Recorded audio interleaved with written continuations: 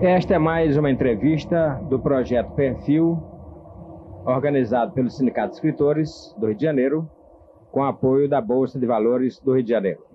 Estamos aqui na ABI, no gabinete do Dr. Barbosa Lima Sobrinho, e a entrevista de hoje é com ele. Esse grande homem, defensor das nossas instituições democráticas, grande jornalista e presidente desta casa, que tem história na tradição de lutas desse país. Barbosa Lima Sobrinho nasceu no Recife, em 1897. É bacharel em Direito. Exerceu os cargos de adjunto de promotor e advogado em Pernambuco em 1917. Colaborou na imprensa pernambucana. Ao transferir-se para o Rio de Janeiro, passou a trabalhar no Jornal do Brasil desde 1921. Foi deputado federal por Pernambuco e presidente do Instituto do Açúcar e do Álcool.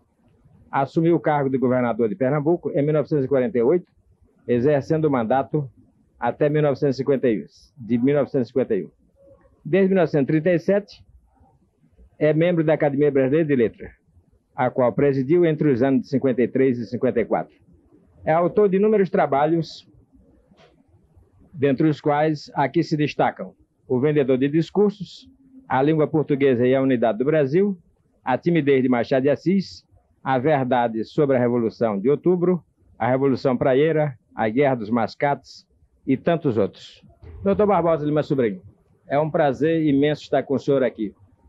E como eu estou abrindo esse programa, gostaria de lhe fazer a primeira pergunta. Como o senhor se sente nessa idade e com essa disposição de nordestino vitorioso pelas lutas empreendidas e pela posição assumida neste país que tem sofrido tantos altos e baixos? Eu agradeço ao Luzeiro e ao Sindicato de Jornalistas que me distingue com esse programa. E posso responder que eu não sei viver senão lutando. De modo que quando me tirarem a capacidade de luta, tiram também a capacidade de viver. Porque aí está a explicação de quem lutou sempre dentro de um determinado clima e estranharia que esse clima se modificasse. Muito bem, doutor Barbosa. Eu gostaria agora de lhe apresentar alguns companheiros que estão aqui. Um deles, pelo menos, o senhor conhece muito bem, que é o nosso querido Nelson Werneck Sodré. Mas do meu lado aqui está a nossa professora, querida amiga, companheira de luta no sindicato, professora de literatura, Leda Miranda Rini, que atualmente está na Faculdade de Santa Úrsula, né? Do lado do Nelson Werneck Sodré, nós temos nosso companheiro, professor, historiador, Antônio Carlos Lobo, um dos responsáveis pelo nosso Jornal de Cultura do Sindicato dos Escritores. A respeito, eu gostaria de saber a respeito da questão da verdade dos fatos. Como é que o jornalista se sente diante dessa questão? Porque a gente sabe que a verdade ela é produto de uma leitura que exige um reconhecimento da inter-relação entre os fatos. Quer dizer, a verdade, pelo menos eu vejo assim, estaria dentro de uma totalidade. Como é que no dia a dia é possível passar a verdade, afirmar a verdade, sem conhecer todos os fatos? Eu posso responder que eu nunca tive a pretensão de impor a minha verdade aos outros. Agora que, quando eu publiquei a verdade sobre a Revolução de Outubro, eu justifiquei exatamente o que eu considerava a minha verdade, era a interpretação que eu dava aos fatos. Mas o que não excluía outras interpretações. Agora, como havia um certo número de versões já, de certa maneira, delineadas, eu quis apenas revelar que a verdade que eu encontrara era um pouco diferente dessas outras interpretações que tinham sido dadas a esses fatos, mas aceitava as outras interpretações e achava que cada um tinha o direito de preferir entre todas as verdades aquela que estivesse de acordo com o seu ponto de vista e a sua orientação. Doutor Barbosa, naturalmente eu tenho muitas perguntas a fazer ao senhor, quer ao homem público, ao político, como ao jornalista, ao escritor. Mas eu prefiro começar por uma parte que eu não desejo esquecer e que afeta a sua biografia. Eu lhe pergunto, está entre os seus projetos escrever algum livro, quer dizer, fazer alguma coisa como fez em torno de Alberto Torres? Um dos meus projetos, eu quero declarar preliminarmente que fiquei muito honrado com a presença de Dona Leda e aqui do Nelson Werneck Sodré, que é um escritor que eu muito admiro e autor de uma das obras mais sérias já produzidas no Brasil. Mas eu devo explicar que, quando eu publiquei entre aqueles Cadernos do Povo, eu fiz um que se intitulava Desde Quando Somos Nacionalistas. Esse era o meu projeto, realmente era fazer uma história do nacionalismo no Brasil. E achei que aquele trabalho que eu apresentava, incluído nos Cadernos do Povo, e que depois foi apreendido e queimado em Belo Horizonte, como subversivo, né? Mas eu achava que aquilo estava, em linhas gerais, a história do nacionalismo que eu desejaria escrever. O nacionalismo que eu fazia partir das lutas com os holandeses em Guararapes, porque ali se firmara realmente o sentimento nacional, diverso dos outros sentimentos. O de Portugal, que no papel forte revelava com o padre Antônio Vieira as suas tendências para o entendimento com os holandeses. E que, em relação aos holandeses que queriam continuar em Pernambuco, e o Nordeste todo se rebelava contra a presença dos holandeses. De modo que era uma linha típica, exclusiva da população brasileira que lutou no período da restauração, que se chamava Restauração Pernambucana e poderia se chamar Restauração do Brasil. Que ali, realmente, com a reconquista de Pernambuco, se traçaram as linhas fundamentais da unidade do Brasil, que tantos outros acontecimentos vieram abalar, mas de maneira nenhuma destruir ou prejudicar. Agora quero lhe perguntar uma coisa. Nesses seus quase 90 anos, porque janeiro já são 90, né? 90 anos. Como é que o senhor vê a trajetória deste nosso povo? O que ele tem sofrido, o que ele tem passado? Como é que o senhor tem visto, como é que o senhor está vendo hoje as suas possibilidades de povo de, parece, finalmente poder vir a ser um povo desenvolvido, embora isso ainda lhe vá custar muita luta? Talvez a minha longevidade se deva um pouco a esse desejo de sobreviver os 20 anos de período autoritário, né? Porque aí está uma explicação. Porque os sofrimentos do povo do Brasil são sofrimentos que vêm de longa data. Nós tivemos o período da escravidão, nós sofremos tantos governos que sem nenhum interesse pelos interesses do povo. De modo que quando realmente se afirma através da eleição direta que o Brasil retorna ao domínio de suas próprias forças, de seus próprios destinos, naturalmente que nós ficamos confortados e com a ideia de que isso se prolongue indefinidamente e que o Brasil vá, através dos tempos, se esclarecendo mais para defender de uma maneira ainda mais positiva seus interesses reais. Considerando-se e sabendo-se que a imprensa brasileira, imprensa de modo geral, mas estamos falando aqui da nossa, ela está sempre de alguma maneira vinculada ou não ao sistema, exceto, naturalmente, aqueles jornais mais à esquerda, não é? Aqueles jornais de filiação, de postura mais libertária, que sempre foram muito poucos e muito perseguidos pela polícia, não é? Pela censura.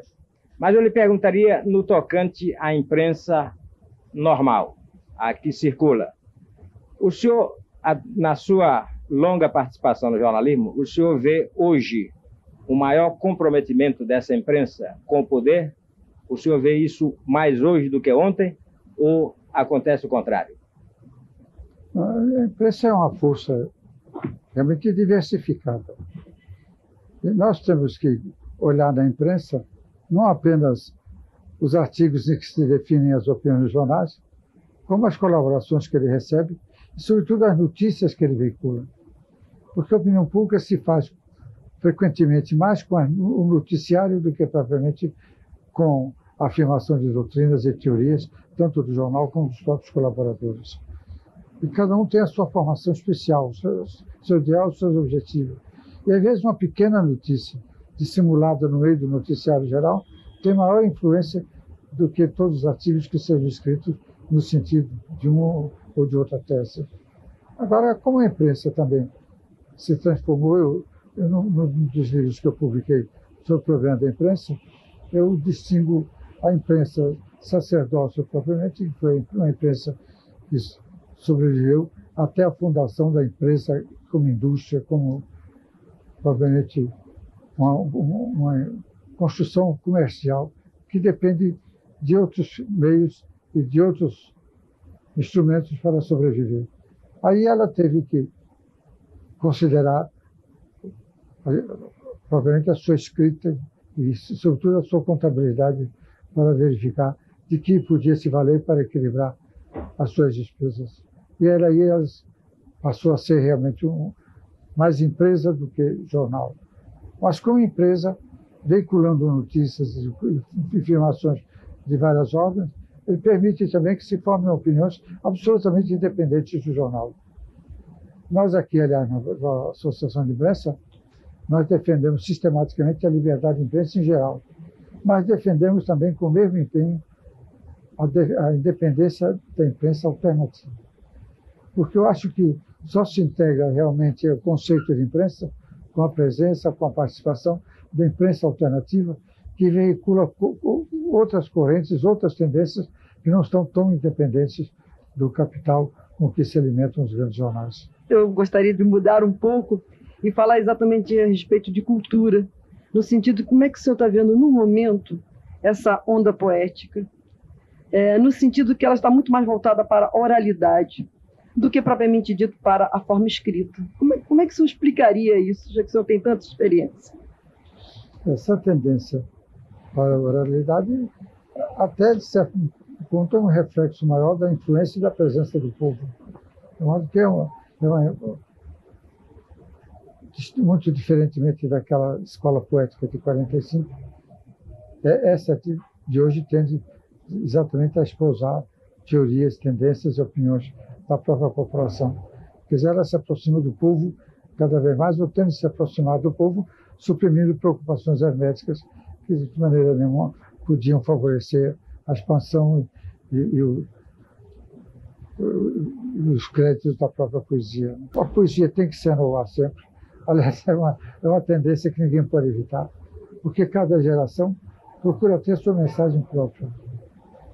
Às vezes, há oportunidade para que aquela mensagem seja uma mensagem que tenha uma difusão maior. Outras vezes, para se diferenciar, ela tem que ser mais hermética, mais fechada, né? Porque essas tendências literárias tendem a se modificar permanentemente, e é por isso que nós verificamos que tivemos aqui o movimento de 2021, um movimento modernista, mas um movimento modernista que sucedia a várias outras manifestações, como Lima Barreto e muitos outros, que já eram precursores disso. Quer dizer, no fundo, quando uma escola se define e se pronuncia, ela, de certa maneira, está apenas dando a ênfase maior a franjas que ficaram no passado, mas que permitiram também a manifestação de personalidades próprias e distintas das correntes que predominaram no passado.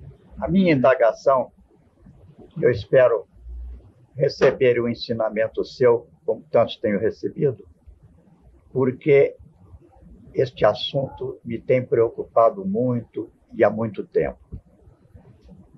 Acontece que o senhor foi governador de Pernambuco, é um homem do Nordeste, conhece bem o povo daquela área e os seus sofrimentos. Nós sabemos, porque Euclides nos descreveu com um vigor extraordinário, que este povo nordestino tem uma capacidade de luta extraordinária. Como Euclides conta, Canudos não se rendeu. Entretanto, quando acontecem as secas e quando a televisão filma aquelas cenas dantescas da seca, e o repórter indaga daqueles homens tão sofridos, como encaram, eu vejo, pelo menos ultimamente tenho visto, um conformismo que me decepciona profundamente. Eu desejaria ver neles mais do que conformismo. Eu desejaria ver neles uma forma de protesto contra tanto sofrimento há tantos anos. E eu não compreendo como um povo que demonstrou uma capacidade de luta e de resistência tão grande, no episódio de Canudos, entre outros, demonstra uma tal capacidade de suportar o sofrimento sem protesto. De certo modo, a influência do povo já se revelou no próprio Euclides da Cunha. Porque quando ele foi para Canudos, ou para ser candidato de Canudos, ele ia como representante do Estado de São Paulo para noticiar acontecimentos que sucediam num movimento que se acreditava que fosse apenas um movimento favorável à monarquia. Entretanto, a realidade teve uma força tão grande que, em vez dele se manifestar contra essa população, ele chegou a fazer uma verdadeira epopeia, que a maior exaltação exatamente até agora da população nordestina é a publicação dos sertões. É mais uma epopeia do que qualquer outra coisa. Embora ele, no momento em que Canudos se rendeu, ele mandava um telegrama ao Estado de São Paulo dizendo viva a República. Tanto tinha a ideia de que o que estava prevalecendo ali era a República. Entretanto, quando ele passou a escrever o sertão, essa influência do povo preponderou de tal maneira que ele fez aquela apologia de uma população que não se rendera.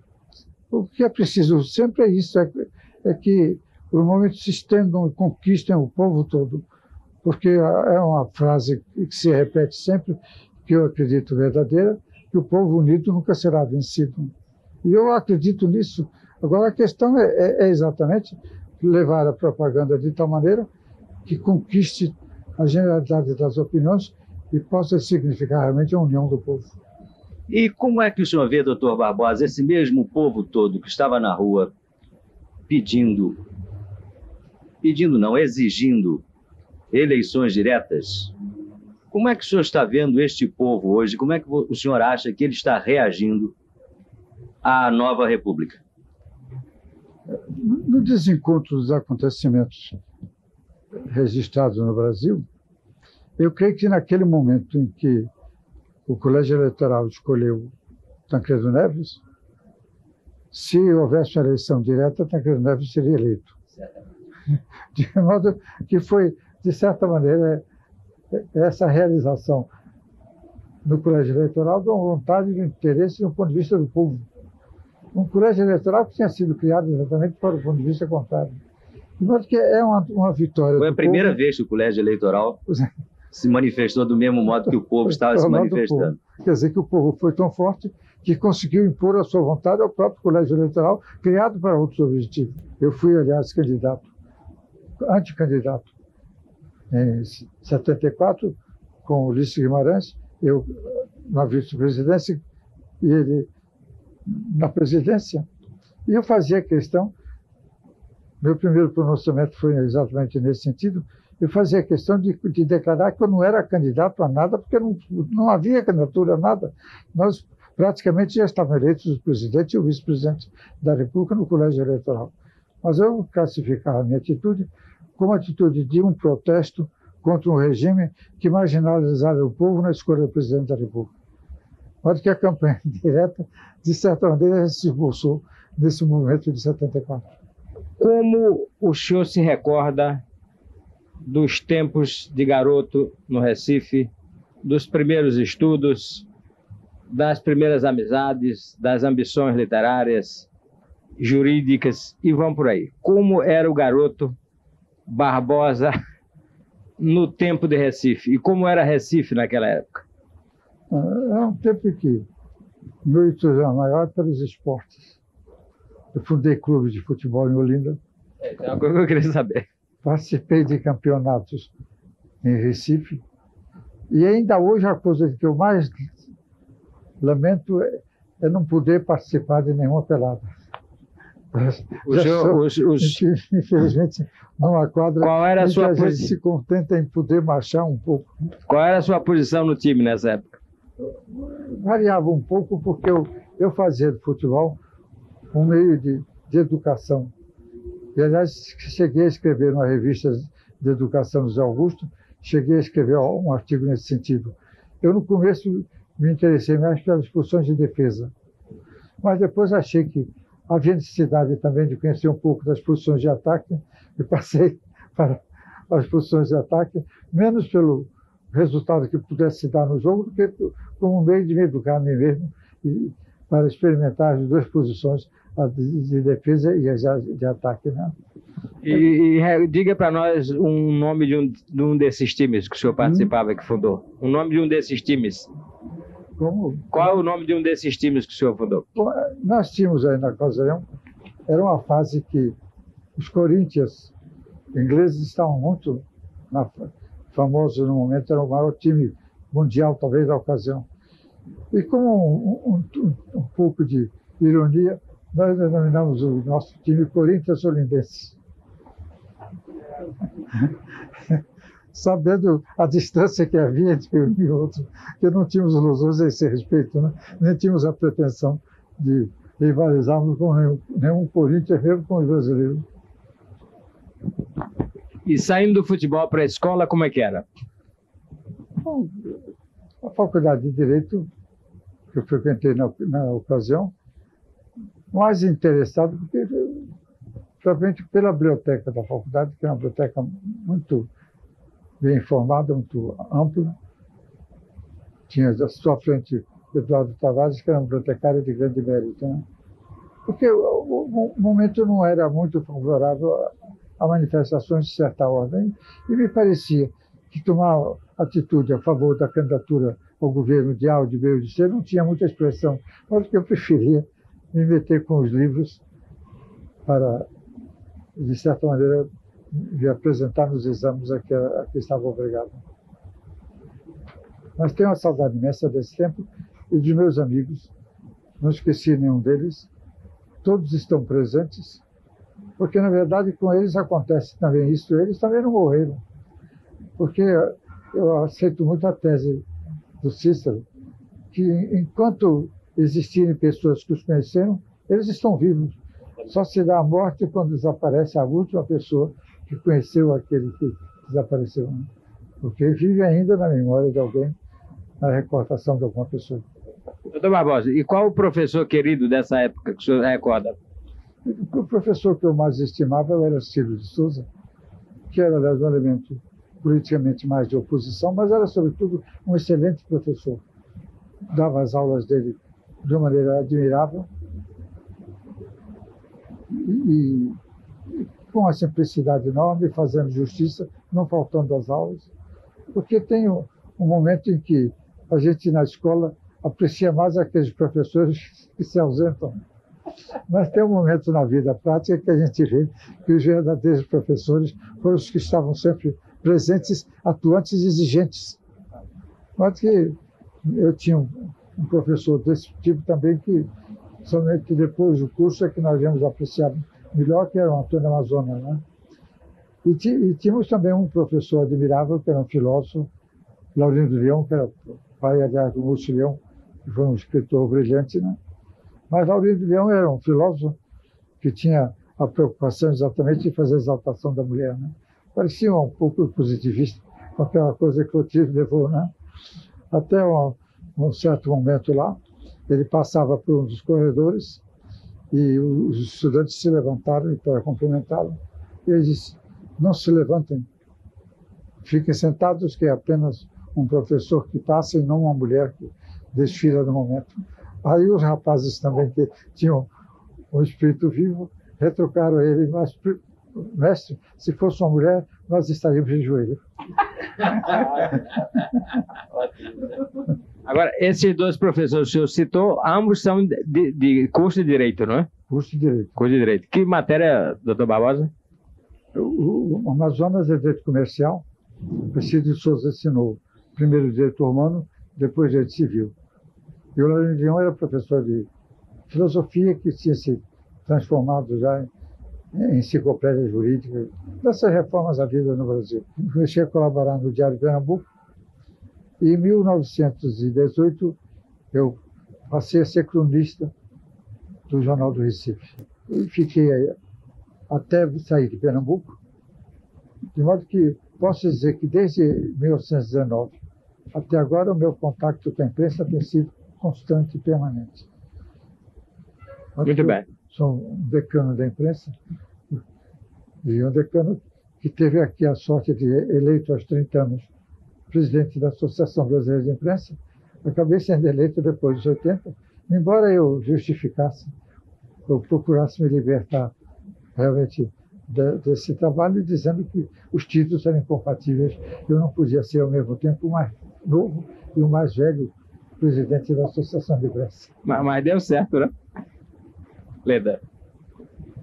Bom, né? Continuando nessa linha pessoal, eu gostaria que o senhor nos falasse a respeito assim, da sua grande utopia na juventude, dizendo se essa utopia se revelou ao longo do tempo uma quimera ou se ela foi realizada. Como foi realizada? Se os fatos, se todos os acontecimentos possibilitaram todas as condições que foram criadas para que essa utopia se tornasse realidade. Se a gente vai somando os acontecimentos de cada dia, nunca tive propriamente a pretensão de que estivesse realizando qualquer coisa. Eu precisava vivendo. Essa coisa de ser realizado ou não ser realizado, para mim é uma coisa que nunca existiu. Porque eu acho que o que existe realmente é a permanência de uma posição de coerência e de luta através da vida.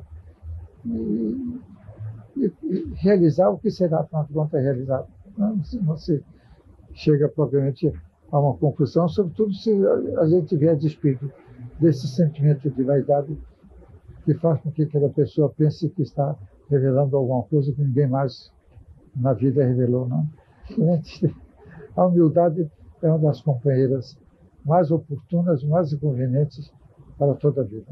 Eu acho que o senhor exaltou aí um valor que eu acho importante, que é a própria vida, né? A própria vida. A lição da vida é a humildade. E essa é exatamente a conclusão das experiências que a gente vai acumulando.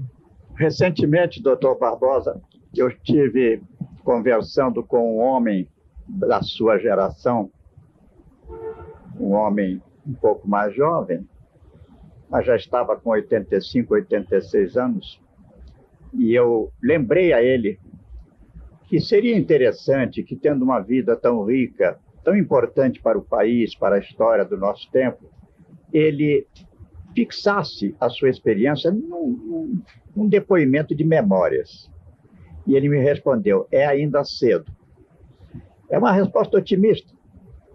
Mas então eu pergunto ao senhor, não lhe passou pela ideia gravar essa sua inestimável experiência, que tão proveitosa seria para todos nós, em um depoimento de memórias, pelo um livro, ou talvez alguma coisa gravada, qualquer coisa, seria para nós um verdadeiro patrimônio? Então eu indago e espero que isso tenha passado pela sua lembrança e desejo que se concretize. Eu tenho dado alguns depoimentos gravados assim. E muitas vezes desejei realmente fazer um livro de memórias.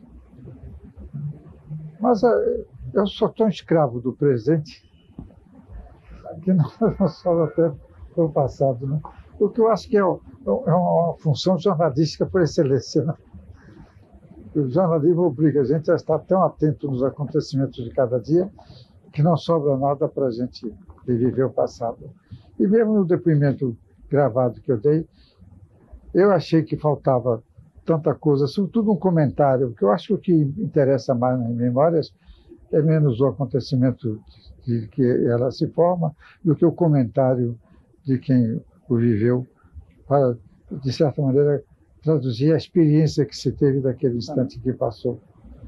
Mas eu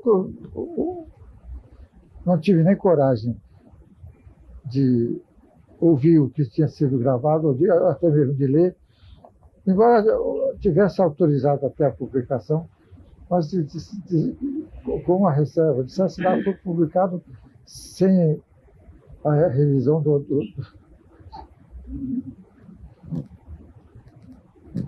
como se faz nos anais da Câmara, não foi revisto pelo operador. Assim, as memórias que serão publicadas por conta de gravações que refletem também momentos, eu ficaria sempre um pouco receoso quando fosse verificar depois o que faltar a dizer, o que devia ter sido dito e não foi dito. A gente tem a impressão, então, dos improvisos que são feitos aí, que dificilmente a gente depois deixa de se arrepender de os ter feito quando verifica o que faltou dizer. O senhor revelou há pouco aqui o episódio, por exemplo, da publicação do livro sobre Alberto Torres. Esse livro de Alberto Torres tem uma explicação. Eu nunca tinha me detido nem nos acontecimentos do Estado do Rio de Janeiro, e tinha lido Alberto Torres, fizeram mesmo parte da Sociedade de Amigos de Alberto Torres, mas não tinha um estudo especial a respeito de Alberto Torres. Mas houve um momento em que eu me convenci da necessidade de levantar a biografia de Alberto Torres, porque era um instante em que o Brasil estava sendo dominado pela fase de maior entreguismo que houve no Brasil. Foi a fase de 64 a 67, com essa Revolução Salvadora, afinal de contas, e que começou exatamente suprimindo o projeto da remessa de lucros. Foi essa a primeira manifestação, como quem delineia o artigo 1º de um programa. E então, Alberto Torres era um homem que, a meu ver, mais do que ninguém podia representar as correntes nacionalistas, porque ele vivera as teses do nacionalismo na própria vida. Não só a convicção que ele chegara através de suas leituras e seus conhecimentos, como também ele, como governador do Estado do Rio, ele foi encontrar uma situação precária da baixa do preço do café por pressão dos exportadores de café, que na maioria eram americanos, né? De modo que ele vivera na carne o drama do nacionalismo e conhecera também doutrinariamente as verdades do nacionalismo. De modo que a obra dele era com quem viesse trazer um defensor para o nacionalismo que estava sendo sacrificado na experiência de todos os dias, quando realmente o inspirador de tudo era o ministro do Planejamento, Roberto Campos, que na verdade era a pessoa que governava o Brasil. Então eu fui buscar Alberto Torres no seu túmulo para que ele viesse defender teses que o Brasil no momento estava precisando urgentemente. Agora estamos aqui com mais um companheiro entrevistando o Dr. Barbosa Lima Sobrinho, que é o Zé Carlos Monteiro, presidente do Sindicato dos Jornalistas. Mas antes de passar a palavra ao nosso querido amigo Zé Carlos, queria fazer mais uma perguntinha ao Dr. Barbosa. Dr. Barbosa, nesses seus anos todos, o senhor conheceu muita gente, conviveu com muita gente. Houve alguma dessas pessoas que lhe tivesse marcado assim mais substancialmente? Das pessoas que, tanto quanto o senhor, têm importância para este país, para a história deste país? Bom, várias pessoas realmente tiveram muita importância. Eu pude acompanhar atos que eu aplaudia. E posso mesmo dizer aqui que uma figura que eu muito apreciei foi Hélio Lobo. Na sua presença aqui, eu revelo. Mas Hélio Lobo era um homem de uma grande cultura, deixou livros históricos que são pesquisas muito interessantes e atitude de dignidade exemplar. Não, mas esse Hélio Lobo ao qual o senhor está se referindo é meu tio. Meu pai é homônimo desse Hélio Lobo. É homônimo desse Hélio. Este é tio. Então, é outra família. Não, está no mesmo ramo. É seu tio, não? É, exatamente. Agora, várias figuras me impressionaram. Por exemplo, o velho Antônio Carlos Jorge, na presidência da Assembleia Constituinte, por exemplo, foi um homem extraordinário pela sua maneira de agir, pela sua coragem, pela sua bravura, que ele teve realmente ocasiões de enfrentar os famosos granadeiros que ameaçavam a sobrevivência da Constituinte, né? Gostei muito também, uma figura humana que eu recordo sempre, é João Mangabeira. Tanto que quando eu fui eleito por um grupo de partidos para uma nova deputação em 58, eu tinha que escolher um partido a que eu me filiasse na Câmara dos Deputados. O regimento exigia isso. E eu, entre os partidos que haviam concorrido para a minha eleição, estava a UDN, estava o Partido Trabalhista e estava o Partido Socialista.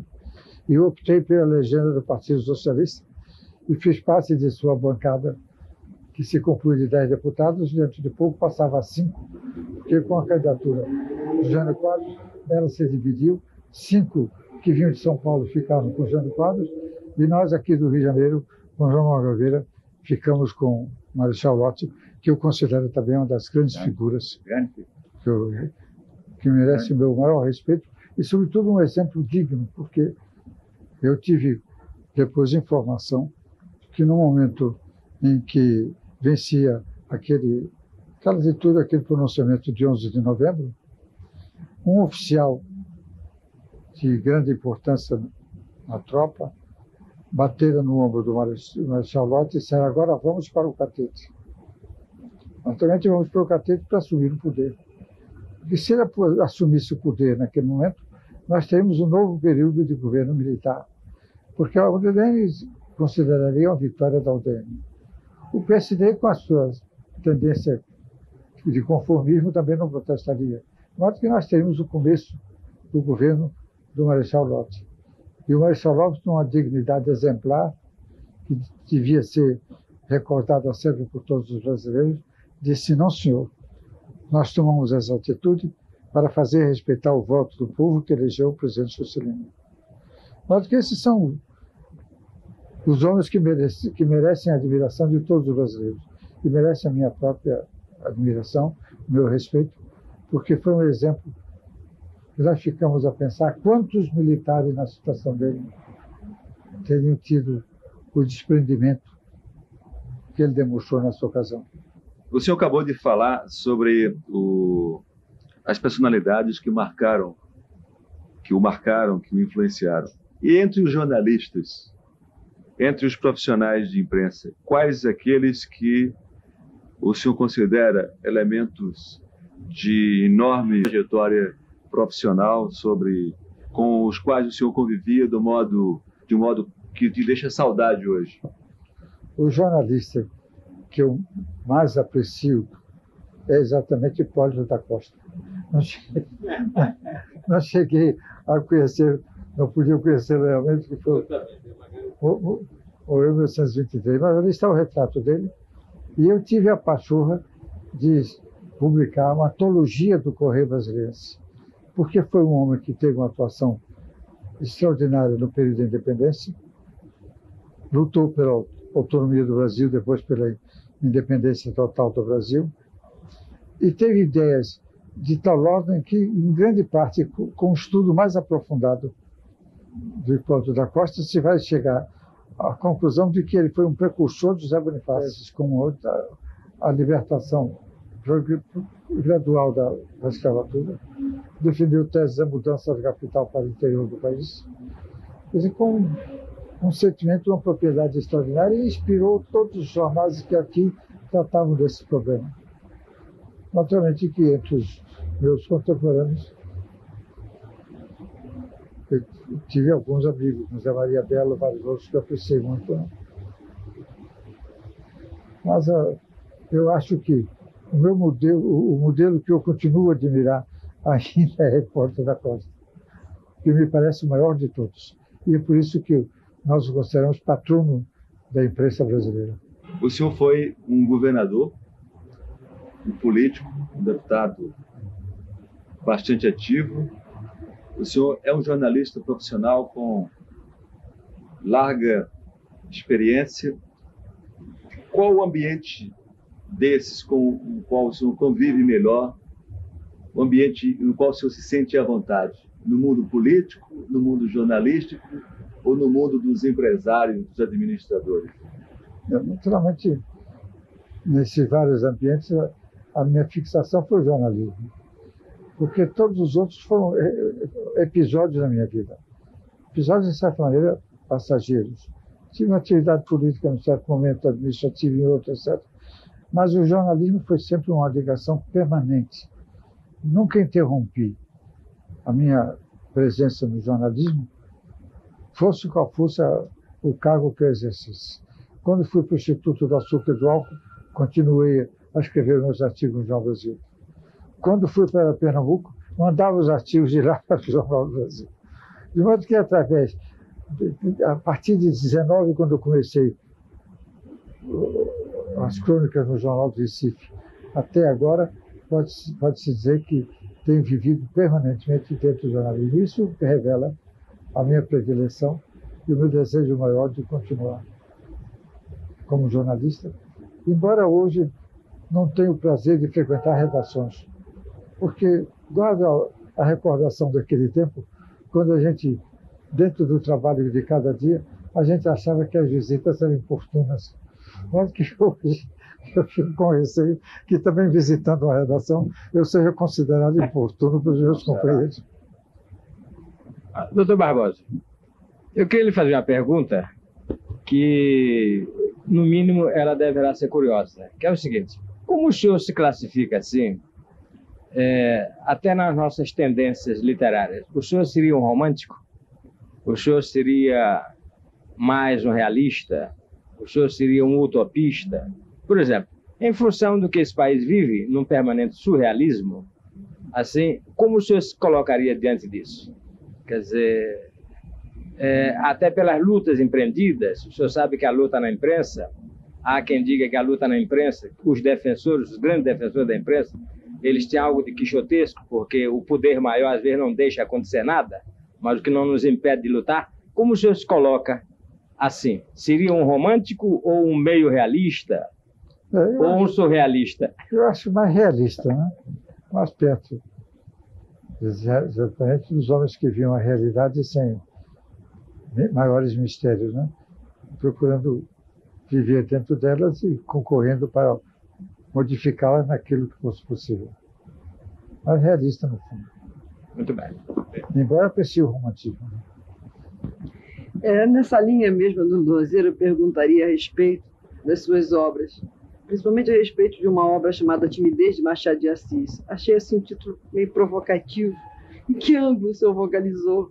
Teria sido no ângulo psicológico, no ângulo de projeção? Não sei, eu achei o título bastante provocativo. A Timidez de Machado de Assis foi mais uma conferência do que propriamente um livro. Uma conferência pronunciada na Associação Brasileira de Educação. Porque a própria vida de Machado de Assis, sendo ali no Morro do Livramento e ascendendo pouco a pouco com aquele temperamento cheio de timidez e tudo isso, mas ao mesmo tempo com a coragem para aparecer em todos os ambientes, mas que era uma demonstração de uma timidez de tipo especial, que era uma timidez que não prejudicava propriamente a sua projeção e as suas manifestações através de toda a sua vida, como jornalista, como romancista, como grande escritor que ele sempre foi. Né? Acho que Nesse tempo, eu estava estudando exatamente manifestações de timidez. Que havia tipos diferentes de timidez. E timidez que significavam, de certa maneira, uma mutilação da personalidade num setor ou no outro. E o Machado de Assis me impressionava exatamente porque ele era uma timidez que não impedia que ele fosse o maior escritor do Brasil. Entre os nomes que estão inscritos ali na ABI, no saguão da ABI, no térreo, há algumas faltas. E outro dia estava observando que há pelo menos 2 nomes de pessoas que tiveram grande importância no jornalismo brasileiro, vistas do ângulo estritamente profissional, quaisquer que sejam as restrições que possam ser opostas a ambos enquanto pessoas, cuja ausência desperta estranheza. Um deles, Assis Chateaubriand, e outro, Samuel Weiner. Quaisquer que sejam as considerações que se possa fazer em torno de um e de outro, foram profissionalmente 2 grandes jornalistas. É estranho que o nome deles não conste da relação que está no saguão da ABI. Evidentemente, deve haver uma explicação, e provavelmente essa explicação o senhor nos poderá dar. Bom, aqueles nomes foram colocados ali pelo Herbert Moser na construção do prédio. E repare bem que ali estão as pessoas que trabalharam em defesa da construção desse prédio, ou defendendo o terreno que se reivindicava aqui na área de Mouro Castelo, ou colaborando para a construção do prédio.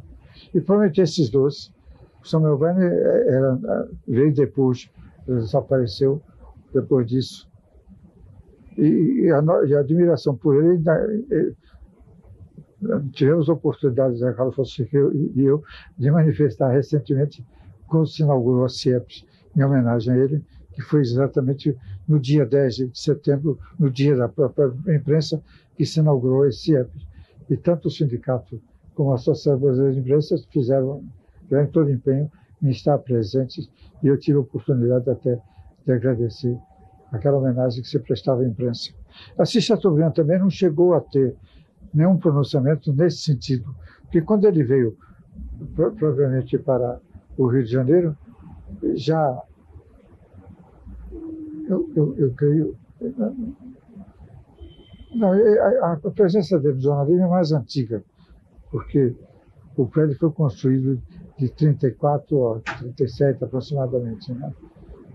Ele já estava atuando no jornal, mas não teve uma atitude especial, particular, dentro dessa campanha para a conquista do terreno ou para a conquista das verbas com que se fazia o edifício. Mas que ali não é provavelmente um resumo de grandes jornalistas aqui, ali é apenas uma exposição das pessoas que contribuíram para a construção do prédio da Associação Brasileira de Imprensa. Por que o senhor saiu de Pernambuco e veio para o Rio de Janeiro? E como o senhor encontrou essa cidade? Como o senhor vê essa cidade hoje? Bom, foram contingências da própria vida. Eu era candidato a um cargo de professor na Faculdade de Direito de Recife. E me preparei para isso, tanto que o primeiro livro que eu publiquei é A Ilusão de Guerra, que exatamente a cadeira incluía o direito internacional público e privado e o direito público em geral. E cheguei a me preparar para esse concurso. Houve uma aposentadoria que exatamente coincidia com a vaga na cadeira que eu pleiteava, mas ela foi dada sem concurso a um pretendente que era filho do juiz seccional e interessava muito aos advogados a escolha dele, porque era uma maneira de facilitar o trânsito junto da Justiça Federal, que tinha grandes incumbências. Eu escrevi 3 artigos no Jornal do Recife, mostrando que o pretexto era que ele era autor de uma obra verdadeiramente notável. Eu escrevi 3 artigos contestando a notabilidade da obra, né? Mas, de certa maneira, me compatibilizei também com a congregação da Faculdade de Direito. E uma vez que não tinha possibilidades mais em Pernambuco, eu vim para o Rio de Janeiro. Não tinha feito curso de jornalismo, Tanto que eu digo que eu trazia uma carta de recomendação para o Conde Pereira Carneiro, que é a tese que eu tenho defendido aqui, que antigamente não eram os diplomas de comunicação, eram as cartas de recomendação.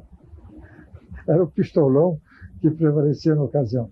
Mas o pistolão não valeu muito para mim, porque o Rocha Fragoso, que na ocasião superintendia a redação, em consideração pelo Conde, ele marcou admitiu num cargo de redator com 150 mil reais naquela ocasião, que era menos do que ganhava qualquer repórter de polícia, que tinha 250. Mas ele achava que estava aí acomodando com o Conde Pereira Carneiro, marcando esse ordenado. Mas eu, trabalhando no Jornal do Recife, não cheguei a receber esse primeiro ordenado, porque no primeiro mês já me promoveram ao ordenado de redator de polícia, de modo que eu fiquei com os 250 da ocasião. E aí foi o começo da minha vida no Jornal Brasil. Até que poucos anos depois eu era redator principal do Jornal Brasil. E quando me aposentei, ainda era redator principal do Jornal Brasil. Mas não estava com atividade, porque a atividade de jornalismo se encerrara em 1934, quando uma certa divergência com o Pires do Rio, que passava diretor, eu achei que era melhor cuidar de outras funções ou de outras profissões. Foi aí, então, que aceitei a primeira função, que foi a deputação por Pernambuco. Mas não interrompi a colaboração do Jornal Brasil. Nós passamos, neste momento, no país, por um processo de transição política em direção à democracia. A imprensa ainda parece não acompanhou o passo desse processo de abertura.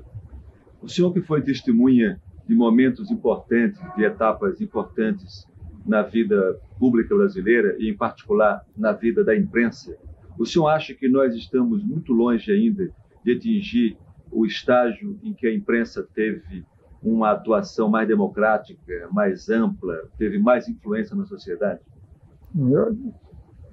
A mim me parece que a elaboração da futura Constituinte abre margem para uma intervenção maior da atividade da imprensa. Na reunião, aliás, da Comissão de Estudos Constitucionais, nós pleiteamos desde o primeiro momento liberdade ampla de imprensa.